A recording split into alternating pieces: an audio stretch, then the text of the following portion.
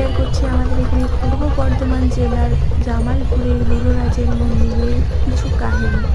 আজ মানে যেটার জন্য বলছে, এই যে দেখতে পাচ্ছ সবাই বাঁকে করে জল নিয়ে যাচ্ছে, বাঁকে করে জল নিয়ে সবাই নবদ্বীপ থেকে জামালপুর যাচ্ছে পুরো নিজের পায়ে হেঁটে 3 থেকে 4 ঘন্টা অতিক্রম করে তারপরে বাবার কাছে পৌঁছচ্ছে সবাই।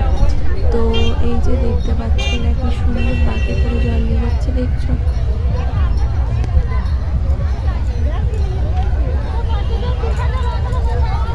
দেখছো কেউ কারোর পরিবার নিয়ে যাচ্ছে, সবাই একসঙ্গে।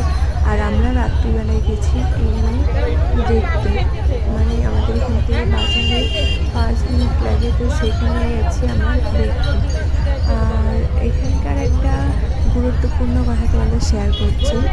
আমাদের এখানে জামালপুরে গুরুরাজ মন্দির, মানে ভগবান এই বাবা কী করে, ভোলে বাবা কী করে উঠেছিল সেটার একটু কাহিনী তোমাদের সাথে শেয়ার করছি।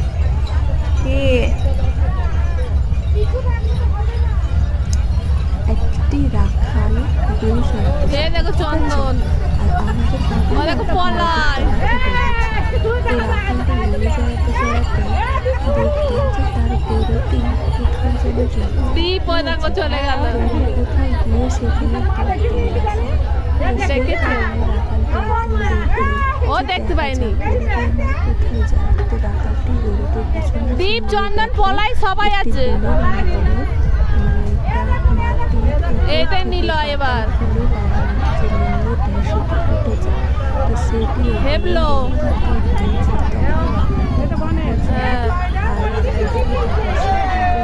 ও দেখো হুল্লোড় ভাই,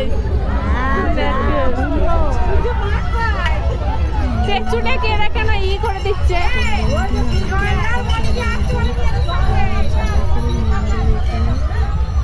পিছন দিক থেকে ডাকলেই দল ছাড়া হয়ে যাবে, ডাকা উচিত নয়।